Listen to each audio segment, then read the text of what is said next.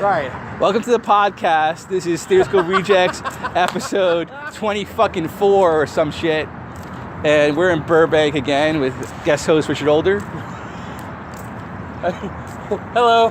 And myself, Doug X. And we're laughing because we were just talking and, well... Suddenly you started the podcast. I was like, oh shit, we're starting now? Yeah, because we don't work this out or coordinate. That's not our thing. We're waiting for Erica Innes to arrive. She might join us. She might not. We'll see. Anyway, we were talking about the just in general about a guy tendency when there's a problem to leave it alone. Yes. As being a strategy, and the more like woman situation of like, hey, why didn't you follow up and contact me? Right. Even though I'm clearly pissed at you. Right. I'm clearly causing a problem. As a guy, like if we're making the problem and we can't fix it, we'll leave it alone. We're trying not to make it worse. Because we know that's what's going to happen. Like I said, like I've stepped into this paradox where I am clearly causing stress and turmoil. So like it's cool. I'll just step back, give you some space. And then the lady's always gotten super pissed at me. She's like, why were you ignoring me? I said, I wasn't ignoring you. I said, well, you should have been here for me. I tried. But I did my best. So I stepped back. And they're like, what made things worse? Because then you're abandoning me and you weren't there. Oh, Jesus Christ. Like, and I've had situations where I've stuck around to try to help until she tells me that I need to go. Yeah, which is basically you can't win. No. What you need to do is just apologize, no matter what. But if you're not into apologizing, then there's no real solution, and you just gotta wait it out. Although I posted on Facebook, I was like, so apparently, asking your girlfriend if she'd be mad for a day, 2 days, or a whole week so you can plan your schedule is not a good strategy. No, it's a great thing from a comic, though. That's hilarious. Sort of like, and I compare it to basically hitting a wasp nest with a stick. Yeah. To try and make things better. Well, there's this wasp nest, so I thought, you know what, I'll just go hit it with a stick. That'll fix it.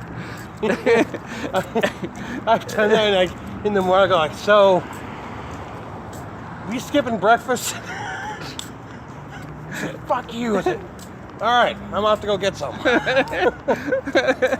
Yeah. Okay. I'm gonna step out. I'm gonna come back in 5 hours and hope time somehow fixes this. Yes.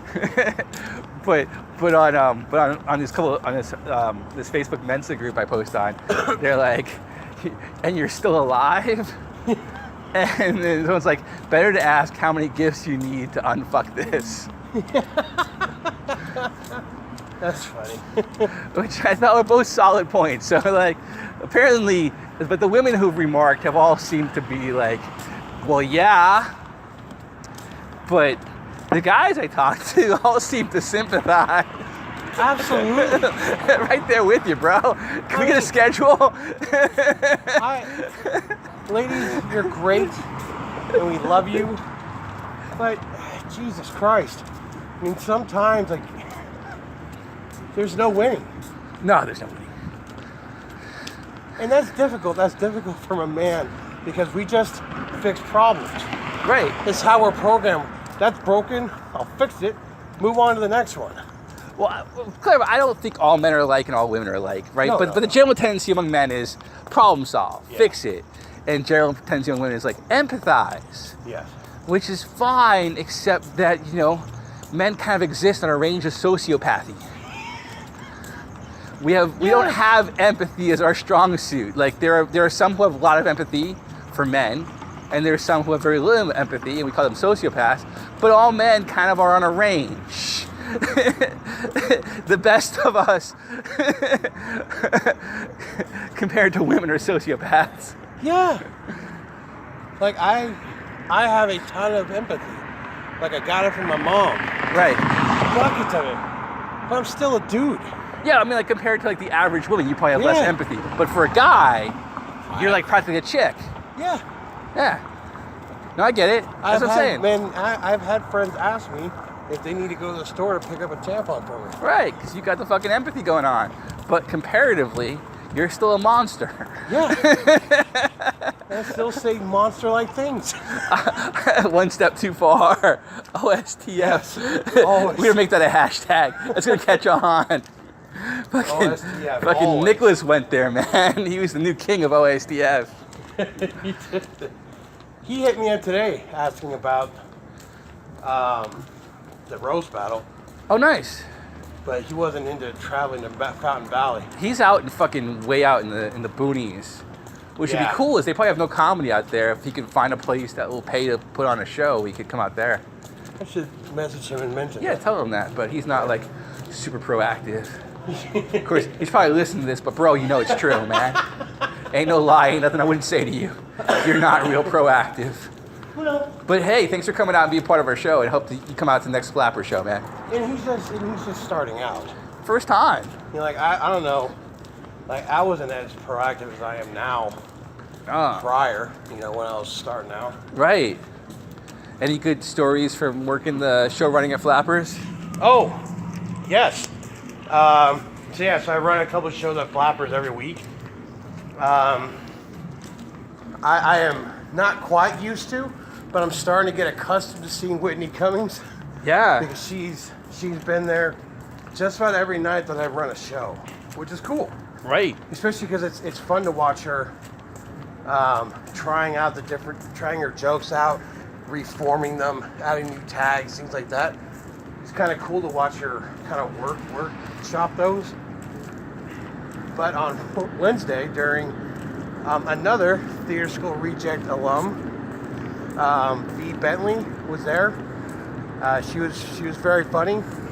Not as funny as the celebrity drop-in we had. Right. And it was funny, she was such a celebrity drop-in, such a celebrity in part, like a queen of the comedy world, that when I was told her first name, they were like, oh, hey, Wanda's going to go up and do some time. I didn't know which Wanda they're talking about. I understand there's one Wanda in comedy, but there's a lot of comedians, Yeah. and I wasn't going to put it past someone having the same first name as Wanda Sykes. So I was like, okay. Yeah, it could have been like, hey, this is a Wanda who's been on 3 episodes of, Who Wants to Be a Millionaire or some show. I don't know. Right, absolutely. So she's like, I'm like, well, how much time are we giving her? When should I give her the light? And she's like, Wanda gets to go up for as long as Wanda wants to. That's what I was saying about Whitney, right? You don't give the fucking light. You give a suggestion. Yeah. I was told not to even give the suggestion. Like, you leave her alone. I was like, all right. So Wanda's bigger than Whitney? Yes. Leaps and bounds. Is she? Yeah. I guess. I don't care for, like, I don't know. I just remember her being in that show. Fuck. Well, no, but like Wanda's also big from. It was a charity comedy show that was on HBO for years. Okay, so she's big in the comedy world. Cause like, Yeah. Because like on TV, she was on that show with. Yeah, Wanda Sykes has been in some TV shows, but she's really big in the stand-up community. So she started off with, like, her, Billy Crystal, and Robin Williams started a stand-up comedy charity event that aired on HBO for a long time. Okay, so anyway, Wanda. So Wanda Sykes shows up, and they're like, "Don't give her the light." Then, all right. So they called up Wanda Sykes. They're like, "Oh, damn, it's the Wanda." It's like I thought maybe some random fuck off Wanda, but no, it was Wanda Sykes. So you had no idea who it was until she went up. No, That's I pretty didn't cool. see her. I didn't see her at first because she was around the corner. She came with a couple of other comics, and they were testing out. Well, they were there to help kind of evaluate some of the comedy. She was testing out jokes and things for the GLAAD Awards because she was the host of the GLAAD Awards that went on Thursday. And it was great. She did like 14, 15 minutes of going through those jokes, taking notes Nice. and stuff, and then She just did like 5 minutes of her just riffing. She just bullshitted and talked to some people, like made some jokes from things people said, and just kind of did her business. So, let that nice man through. I was talking to Jacqueline because she was apparently offered like an MC job, but she didn't have a video of her doing crowd work. Oh. So I was like, hey, look, I'm selling the videos from the Fountain Valley show. Why don't you do like 5 minutes of crowd work and like 5 minutes of comedy, and then you got a tape for both for next time. That was a good idea. Well, yeah. Well, also I'm trying to, raise money to pay the $60 for the show. So the more videos I sell, because I don't know, at $5 a ticket, we gotta sell 12 tickets for me to break even. And last time we had 3 people. Yeah. I'm hoping we get 12. 12 would be nice, but break even on ticket sales, sell a couple of videos, and make a profit. Yeah. I would like to not lose money on this. Even a little profits. Just a relief to make up for the $150 I've lost so far. Running shows ain't cheap, kids. But yeah, after that, Wanda came off and I got to meet her real briefly. She was really nice. She's a nice lady. Yeah. Any other, were the comics famous too, or just like? Kind of, yeah. I mean, I didn't. One of them I recognized, but I still can't remember her name. And the other one, her name's Helen Hong. She's actually headlining Flappers in a couple weeks. Oh no. She did 5 minutes also. Cool. Man. I gave her the light, but yeah, 'cause she's not there. she's not Whitney. She's not Wanda's size. Which Whitney Cummings is cool too. Like I made Whitney Cummings laugh last week. Oh, nice. What'd you say? It was actually kind of a joke about the light being more suggestion than anything else. And she's like, if you hit me with the light, I'm probably going to go over a little bit. Just hit me with it again. And I said, well, I can just throw it at you. I said, after the second light, I'll just toss it. And if I tag you in the forehead, you'll know you're done. Nice. And she laughed. Good. She's like, that would be awesome. In my hand, like, you would never throw that shit. Yeah, no, you would never, ever, ever be show running again. Man, your days for working and not getting paid would be over.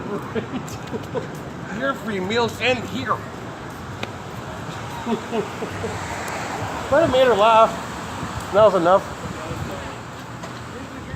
Well, yeah, you made Whitney Cummings laugh, man. That's like, that's as good as it gets. Sadly. And since then, she's come after me a little bit on stage. Oh, good. You pissed her off. And she was, it was a very, strictly a very fun exchange. Did you get to go back with her, or you just ate it? I went back with her a little bit, like she did it on stage. So I was sitting at my post, and I was just sitting there, checking the time and whatever. And she commented on how one of the jokes she just kind of rearranged must have worked because it made me laugh. She's like, and that guy is soulless. So she's not wrong. If I made him laugh, it's got to be working. You're a comic. Right, Soullessness is understood. I'm a comic working at a comedy club. That is the basic definition of soulless. Well, yeah, so have you been testing out new stuff on the menu for free meals? Kinda. Have you been going through the menu? Yeah, I tried some different pizzas, tried their chicken, tried some pastas, tried their burger, ate the burger on Wednesday. Oh man, I'm still pissed about their burger. It was like $3 extra for cheese one night, and I'm like, what the fuck are you guys doing, man? That's terrible. Hey, So I get to have my cheese for free. at least give me a damn warning. Like, are you sure you want cheese?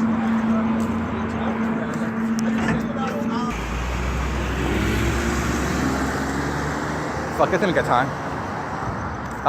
Yeah, so we just passed. A cop just went by, so we're not gonna get caught for jaywalking. We just passed Flappers, and some people shout out my name, and Rich is like, hey, they know you, and I'm like, well, you see, like, I'm kind of a dick, in case you hadn't noticed. Right there at you, Veronica. So, like, and I know that's not, you know, again. It's not new information. Well, I feel differently about it. Let's say that I'm aware I'm perceived in a certain way. Let's not concede anything. But I'm aware there's a certain perception. And so I'm like, hey, I want to be, you know, reasonably well liked in the comedy community, and I have a better day job, and a lot of these comics are literally starving. So I would like, the pizzas were $5, so I just fucking get 3 or 4 pizzas, and I would just tell the host, like, hey, this is for the room. And, you know, and people would be like really appreciative, because they'd be like, man, I didn't eat all day, thanks. Not all of them, obviously, but occasionally some people would be really appreciative. Absolutely. And well, that guy clearly was. At one time, the room was just dead, just fucking ugly, and Danny Williams, who you've met, goes up there, and he goes, fuck, you guys ain't worthy of my jokes. I'm just gonna eat some Doug X pizza on stage. And he fucking starts chowing down a slice, and then the whole room just breaks up laughing. That's awesome. Because he was just radiating this, I don't give a fuck. And it was hilarious. And while he was eating pizza on stage, it was in fact my pizza. And he referenced it. He called it Doug X pizza. So that's cool. So like that dude's funny. Yeah, he's very. I'm gonna try and get him in the next Flapper show. Right on. And then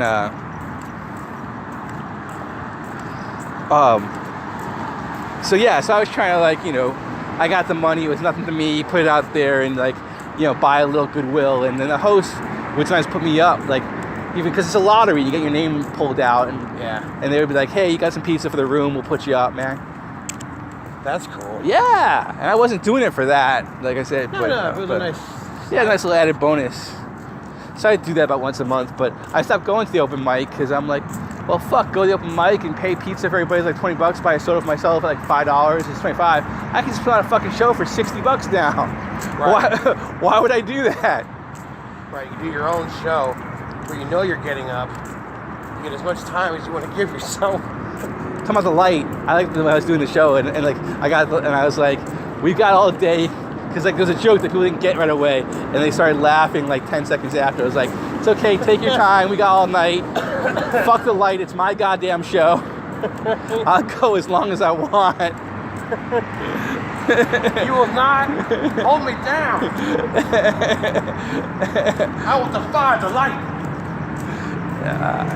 Anyway, so that's been an episode of Theater School Rejects Podcast 24. I didn't get a chance to talk about pterodactyl porn. Oh, we'll get there, man. There's more episodes. All right. This is find Richard Older, richardolder.com. You find me at DougXComedy.com. You gotta get this in, man. Like, we had a nice one, and you're just like, fuck, I haven't said anything appropriate. Pterodactyl porn! Like fucking some kind of Tourettes and shit. Yeah, I'm at richardolder.com. Pterodactyl porn!